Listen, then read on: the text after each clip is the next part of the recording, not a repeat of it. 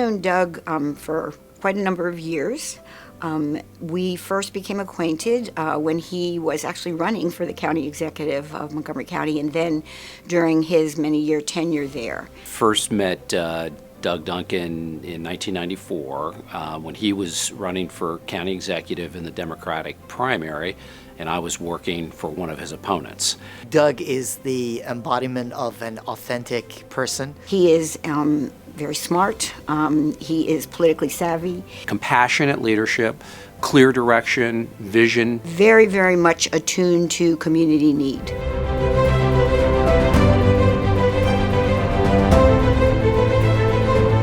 In 2006, Doug is running for governor in a Democratic primary, statewide election, and he's also still the county executive of the largest jurisdiction in Maryland. I was really struggling for quite some time. I was not myself. I was not comfortable. There was no joy in my life. He gets a rare day off, Father's Day, and I get a call from Doug. He said, I need to talk to you. Can you come to my house? Remember driving up to his house in Rockville, and we sat out on the screen porch, and he said, I am depressed, I'm severely depressed, and I'm getting out of the race for governor.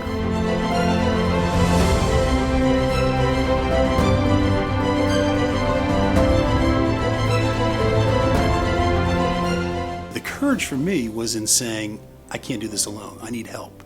Was admitting that I needed help from someone to get better. All of us at different stages of life can have challenges or can experience mental illness, but it's how we handle it, how open we are willing to be about the problem to get the problem resolved, that makes a difference both to us and to those around us. Doug's part in reducing stigma around mental health was priceless.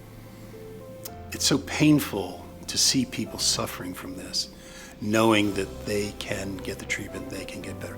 And it's very difficult for some. Some people really don't respond well to medication, and it's a very difficult battle for them. But they need to keep trying, and we need to keep supporting them. Just because somebody has a mental health issue does not mean that they can't be a fully functioning member of society and a contributing employee in a workplace setting. Doug has been so impactful in Leadership Greater Washington, having a positive impact not on just this organization, but the entire region. It all makes sense if you think about the way he was raised, the home in which he was raised, where politics and public service were a high calling and religious service was an even higher calling. He's a champion, as far as I'm concerned, of those that are living with mental disorders, and also a champion of the importance of mental health in our lives. I couldn't think straight. I just was, it was just awful. But slowly, through the medicine, through the medication, through the therapy, I got better, and finally my therapist said, you don't need to see me anymore, get going. And I remember laughing because my wife's brother and cousin wanted to know who would give me permission to go back to work. Doug has a lot of opportunities as the president and CEO of Leadership Greater Washington to speak to groups of influential people all around this region, influential nonprofit, business, and community leaders. And in almost every one of those instances, he weaves in his own story, and through that, I think he inspires others to be open to sharing their stories and to understand that it's something that can be overcome, and when they look at his leadership and the impact he has had, they can be inspired and aspire to become more like him. We gave political advice. We said, you don't have to reveal this. There was never a question in Doug's mind about what he was going to do. He was going to use that opportunity to help others.